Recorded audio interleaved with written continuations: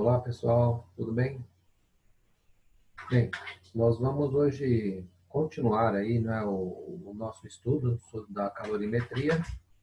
Na primeira parte, né, eu falei com vocês um pouquinho, né, sobre calor sensível, comentamos aí naquela equação, né, a famosa fórmula do Ki-Macete.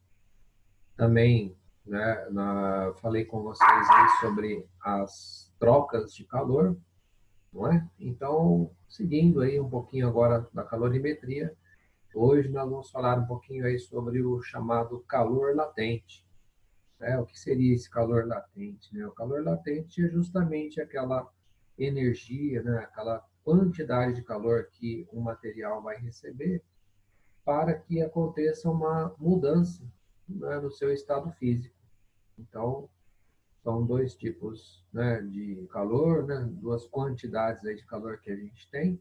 Primeiro é o calor sensível, que é aquela quantidade que não muda o estado físico do material, vai apenas alterar a sua temperatura.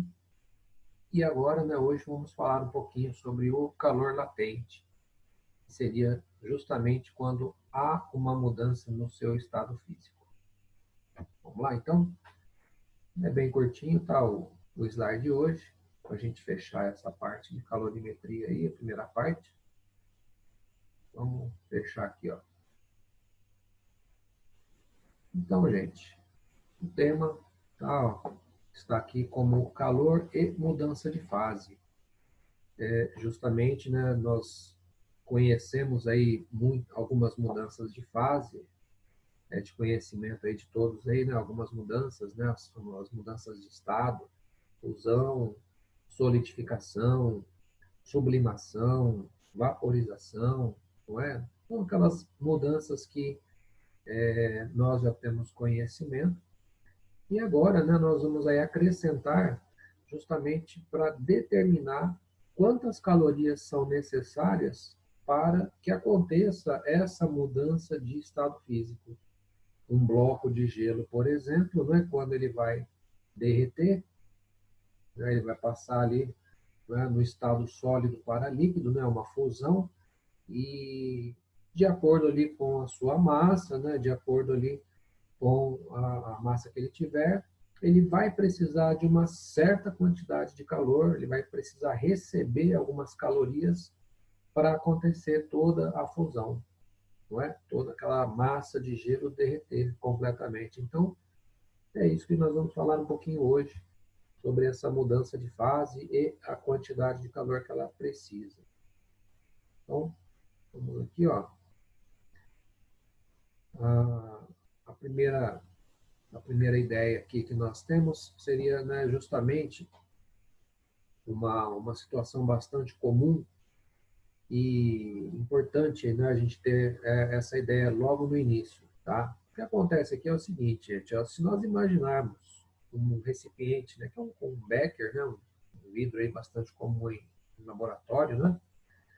E nesse becker, o que que ele fez? Ele colocou aqui um termômetro, né? Ele mergulhou aqui um termômetro neste recipiente que tem água e gelo, né? A gente fala gelo fundente, o gelo derretendo, né? Uma parte do gelo já derreteu, outra parte ainda não. O processo aqui está no processo aí de fusão. E o que acontece aqui, que se já foi visto, né, e já comprovado experimentalmente, o que que é? É que durante essa mudança de estado físico, o gelo lentamente, né, ele está passando aí para a fase líquida aqui, o que acontece é que a sua temperatura ela não altera durante a mudança de estado físico. Então é uma característica importante aí que nós temos, né, em relação a isso. A primeira informação bastante importante aí durante a mudança de estado físico, seja qual for, não há, né, não há mudança na sua temperatura, não há variação de temperatura durante essa mudança de estado. Então, enquanto todo esse gelo não derreter, ele permanecerá na sua temperatura de fusão. Se for a pressão normal, né, nós sabemos aí, né, que o gelo ele derrete a 0 graus Celsius. Então, durante toda a fusão, enquanto o gelo ainda estiver aqui, né, nesse processo, irá permanecer, portanto, a 0 graus Celsius. Tá? Não importa o tempo aí, mas se for uma pedra grande de gelo aí, vai demorar aí 2 horas para derreter. Então, durante as 2 horas, esse gelo permanecerá a 0 graus Celsius. Tá?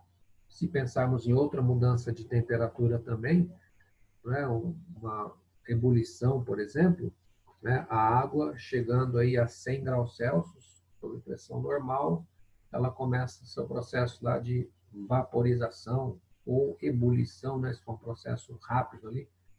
Então, durante o processo de vaporização, também ela vai, enquanto toda aquela água não vaporizar completamente, ela vai permanecer aí a 100 graus Celsius. Então, é uma característica, tá, gente, importantíssima aí nessas mudanças de fase. Tá? Ela vai recebendo essas calorias, vai, no caso, o gelo vai derretendo, vai recebendo calorias, mas a sua temperatura não modifica durante a mudança. Lógico que depois que derreter todo o gelo, a água lá, só tem agora água líquida naquele copo de Becker, né, ele vai acabar trocando o calor com o próprio ambiente onde ele está. Né? Se ele estiver ali no ambiente ali a 20 graus Celsius, conforme vai passando o tempo, essa água vai equilibrar termicamente com o ambiente. Né? Mas, assim, estamos falando na mudança, durante a mudança de estado. Né? Durante a mudança de estado, a sua temperatura ela não altera. É essa a ideia, a primeira ideia aqui que nós temos, né, importante para destacar. Ó. Então, ele coloca lá, né, que em determinadas condições de temperatura e pressão, o trânsito de energia, que é a transferência de calor, não resulta em variação de temperatura, mas em uma mudança de fase. Tá, gente? Então, é importante, nós temos essa primeira observação aí. E aí, não é? Justamente essa energia térmica, esse calor que o material vai recebendo, a partir do momento que ele começa a mudar sua fase, né, seu estado físico, é o que nós chamamos então de calor latente. É isso que a gente vai conversar hoje. Né? O calor latente é essas calorias que o material vai recebendo durante a mudança de estado. Tá? Então, só o calor latente, né? Aí no caso só vai ser feito aí, né, o cálculo, né, se tiver alguma mudança de estado. Aí a gente conhece as mudanças, né? Falei agora há pouco. Então, nesses casos de mudanças de estado que a gente vai fazer o cálculo do calor latente. Então, nós temos aqui um gráfico bastante conhecido, né? Podemos chamar um diagrama de fase. E esse, né, ele é bastante comum, por quê? Porque ele vai mostrar justamente, né, uma substância que para nós é bastante simples, né, que é a água. Justamente a água. Inicialmente aqui, ó, nós temos essa situação do gelo a menos 25 graus Celsius. Não é? Então, esse diagrama aqui ele está bem legal porque ele mostra todas as passagens que acontece com esse material, conforme vai aumentando a temperatura, que acontece. Nós temos essa ideia, né? Em relação à água, é bastante comum. Mas se pegarmos uma outra substância, por exemplo, o álcool, ele tem também o seu diagrama de mudanças aqui? Tem, muito parecido. O que muda é os valores. Né? O álcool, ele obviamente ele tem um outro ponto de fusão, ele tem um outro ponto aqui, ó, de ebulição, de fusão. Então, são valores diferentes, mas assim, o diagrama basicamente é o mesmo. Né? Então, o que acontece aqui, gente? Ó, vamos pensar na prática, né? Uma barra de gelo que esteja lá no freezer, né? Que a uma temperatura lá de menos 25 graus Celsius. Aí você retira essa barra do freezer ali, coloca lá exposto ali sobre uma mesa, num ambiente comum, e aí, aos poucos, essa barra de gelo, ela vai recebendo, então, as calorias do próprio meio que você colocou ali. Ela vai receber aquelas calorias, ela vai aumentando a sua temperatura aos poucos, né, de menos 25 graus. Essa barra de gelo ela vai aquecendo, né, o gelo aquece, nesse caso aí, ó, e lentamente ele vai chegar a 0 grau. Quer dizer, até aí, de menos 25 graus até chegar a 0 grau, não vai acontecer nada em relação à mudança de estado. Continua sólido, né? O gelo ali, ele vai permanecer ali no seu estado a 0 grau, até chegar a 0 grau. Tá? Então, houve apenas um aquecimento, né? Houve apenas um aumento na temperatura dessa barra de gelo, que estava a menos 25 e aqueceu até 0 grau. Pois bem, então nesse primeiro trecho aqui, ó, nesse primeiro processo aqui, nós temos aqui, né, gente, uma quantidade de calor que é um calor sensível, né? Ela recebeu calorias e simplesmente aumentou a sua temperatura, não mudou o seu estado físico de menos 25 a 0 grau. Tá? Então, aqui ele recebe, né, uma primeira etapa aqui, ó, recebe calor sensível. Tá? Mas, chegando a 0 grau, o que acontece? Chegando a 0 grau, ó, ela vai começar lentamente a fundir. Essa barra, né, aos poucos ali, ó, chegou a 0 grau, você percebe ali, né, e começa então a escorrer a água ali sobre aquela barra. Então você já sabe, chegou a 0 grau, começou a derreter o gelo, né? Então, a 0 grau começa o processo então, não é, de fusão.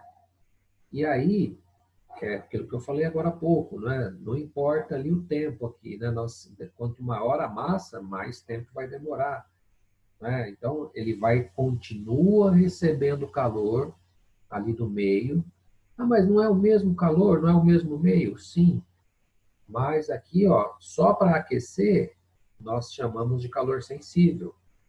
Aí, percebeu que começou a mudar o estado físico, então esse calor que ele recebe, nós chamaremos agora de calor latente. Ah, então nesse segundo trechinho aqui, ó, né, já é calor latente. E vocês percebam nesse gráfico, gente, nesse diagrama aqui, ó, que permanece a 0 grau, ó, durante toda a fusão, durante todo o procedimento aqui, ó, ele permanece a 0 grau, porque é isso que acontece, tá? Ele não muda mais a temperatura durante a mudança e vai alterando o seu estado, tá? De sólido, aos poucos vai passando para líquido, tá? Então está acontecendo aqui, ó, a fusão. Tá? Depois de algum tempo, todo aquele gelo derrete, temos água agora, tá? Água a 0 grau. Tá? Então, toda aquela barra de gelo, ela derreteu no recipiente ali, né? E ali agora você tem água a 0 grau. Então, é um material líquido agora que e continua recebendo calor do meio. Né? Não para, está ali, está exposto ali no ambiente, continua recebendo calor, continua recebendo calor. Né? Então, vai recebendo essas calorias aí no estado líquido, e aí, de 0 grau, o máximo que pode acontecer é chegar sob pressão normal, ó, o máximo que pode acontecer a água chegar a 100 graus. Por quê? Porque a gente sabe que a água, ao chegar a 100 graus, ela começa o processo de ebulição, né? Ou vaporização, né? Como está aqui. Ó. Então, você tem lá um processo de vaporização. Né? Durante todo esse procedimento aqui, ó, né? Que ele chama de C até D, houve apenas um aquecimento da água. Não teve mudança de estado aqui, ó, de C até D, aqueceu a água de 0 até 100 graus. Então, mais uma vez, calor sensível. Tá? Mais uma vez recebendo aí, ó, calor sensível. Houve apenas um aumento de temperatura. E aí, essa água chegando a 100 graus, como todos sabem, começa um segundo processo, uma segunda mudança no seu estado, que é a vaporização. E durante toda a vaporização, ó, ele chamou aqui, ó, de DE, de D até E, tá? Mantém a temperatura de 100 graus. Então, gente, são processos, né, que, se a gente pensar assim, passo a passo, não é difícil de entender. Né? O gelo que estava a menos 25 graus, tá? Vocês percebam que ele vai passando por etapas. Primeiro, o aquecimento do gelo, depois a fusão, depois aquecimento da água, depois a vaporização, e ainda tem aí um último ponto aqui, uma última etapa, né, que seria de E até F, que é o aquecimento do vapor. Quer dizer, o vapor, a partir do momento que está a 100 graus, ele pode, né, lógico, né, num ambiente próprio para isso, mas ele pode aumentar a temperatura ainda acima de 100 graus. Né, vapor acima de 100 graus. Pode. Tá? Então, quer dizer, há um aquecimento do vapor ainda, né, nessa parte final aqui. Então, o que, que acontece? Os exercícios que a gente vê, né, costuma se ver nas apostilas, eles vão trabalhar basicamente parte, né, dessas etapas aqui. De repente, né, você vai ter lá um gelo a 25 graus, a menos 25 graus, e o exercício quer saber quantas calorias essa barra de gelo recebe até chegar em água a 20 graus. Só até 20 graus. Né? Então, você imagina de menos 25, o que ele vai passar, né? Que processos que ele vai passar? Bom, menos 25, a água vai chegar até 0 grau, quer dizer, vai aquecer até 0 grau, calor sensível, que é o macete, né? Depois, segunda etapa, seria o calor latente, né, que aqui já é a mudança de estado, que é o momento que ele vai derreter. E terceiro, a água a 0 grau, num exercício, num exemplo, vai ser aquecida até 20 graus só. Então, de 0 até 20 graus. Quer dizer, um aquecimento de 0 a 20 graus apenas na água. Então, calor sensível, calor latente, calor sensível de novo. Tá? Então, são 3 etapas. E aí, costuma-se fazer o quê? Costuma-se calcular separado. Né? Vamos primeiro calcular essa primeira quantidade, depois a segunda quantidade do calor, terceiro, a última etapa aqui, né? Que seria um exemplo aí que pode acontecer. Então, calculamos aí separadinho, né? O calor sensível, o calor latente, e verifica-se quantas calorias ele recebeu durante todo o processo. É isso que a gente vai ver, né? Algumas situações aí de exemplos aí na sequência depois. Tá? E aí, para finalizar aqui, gente, como que eu calculo, né, o calor latente? Porque o calor sensível eu já sei, eu já vi a formulinha lá do Quimacete. Q é igual a mc delta T. Lembram? Né? Que é a fórmula para determinar o aquecimento. Né? O aquecimento do gelo é o Quimacete. O aquecimento da água é o Quimacete também. Lógico, né? Aqui é o calor específico do gelo que eu tenho que usar, e aqui é o calor específico da água. É diferente. Né? Que aí, geralmente é dado, né, o calor específico aí desses materiais. Mas e o calor latente? Né? Como é que eu calculo as calorias, né, a quantidade de calor que ele precisa para derreter? Né? A quantidade de calor que ele necessita aqui, ó, na fusão. Ou na vaporização. Quantas calorias são necessárias para vaporizar? Então, aí já é uma outra fórmula, mais simplesinha ainda, que é essa daqui, gente, ó. Tá? Calor latente é uma fórmula, né, ó, Q é igual a M vezes L. Que mole, tá? Tem o que macete e agora o que mole. Tá? Então, Q é igual a massa vezes calor latente. Né? Esse L na fórmula aqui, ó, é o calor latente. Aí vai depender, tem calor latente de fusão do gelo, tem o calor latente de vaporização da água ou de outra substância. A cada substância e cada mudança de estado tem um calor latente. Tá? Existe um valor, né, um calor latente específico da mudança da substância também. E a massa envolvida. Né? Só para se ter uma ideia, o calor latente aqui da fusão do gelo é 80 calorias por grama. Tá? Então, é um valor que se usa muito em exercícios, né? A gente acaba memorizando 80 calorias por grama. Então, significa que cada grama de gelo, para derreter, precisa receber 80 calorias. Então, se você tem uma massa lá de, sei lá, 1.000 gramas, então seria 1.000 vezes 80.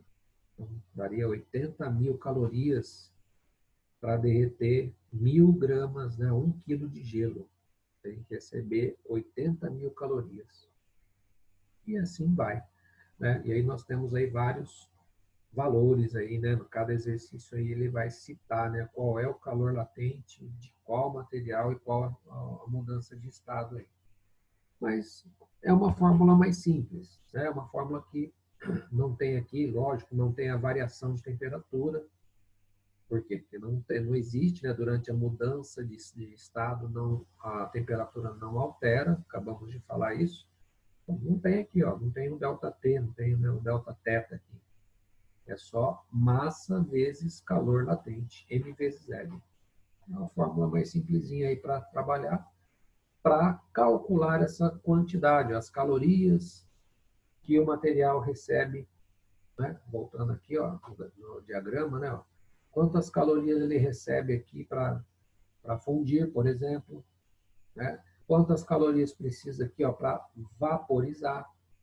Então, são esses patamares aqui, né? Esses patamares é justamente quando há uma mudança de estado. A gente vê que a temperatura não muda, ó, tá? Continua 0 grau durante todo o processo, continua 100 graus durante todo o processo. Então, seria aí os momentos, né, que ele está recebendo calor latente. Tá, gente? Então, seria aí a formulinha, né, para a gente entender um pouquinho mais, né, sobre a calorimetria. E aqui embaixo, né, ele faz também uma observação que eu acho que é importante aqui, né? Aqui, basicamente, é o seguinte: se nós pegarmos, vamos voltar ao caso lá do gelo, o calor latente, né, o calor latente de fusão e o calor latente de solidificação de uma mesma substância, você percebe que é o mesmo valor. Porém, durante a fusão, ele recebe, então vai ser positivo, e durante a solidificação, ele vai ter que perder calorias, então é negativo. Então, só para exemplificar, tá? O calor latente de fusão do gelo, acabei de falar, é 80 calorias por grama. O calor latente de solidificação da água, tá? É menos 80 calorias por grama. É o mesmo valor, mesmo número, né? Só que um é positivo e o outro é negativo. Né? Então, só que aí, né, para fundir, precisa receber calor. Para solidificar, precisa perder calor. Né? Eu tenho que colocar lá, por exemplo, né, a água no congelador, não, freezer, lá, que seja lá, e aí essa água ela vai ter que perder calorias, né? Perder até chegar a 0 grau. Chegou a 0 grau, aquela massa de água, aos poucos, começa a se solidificar.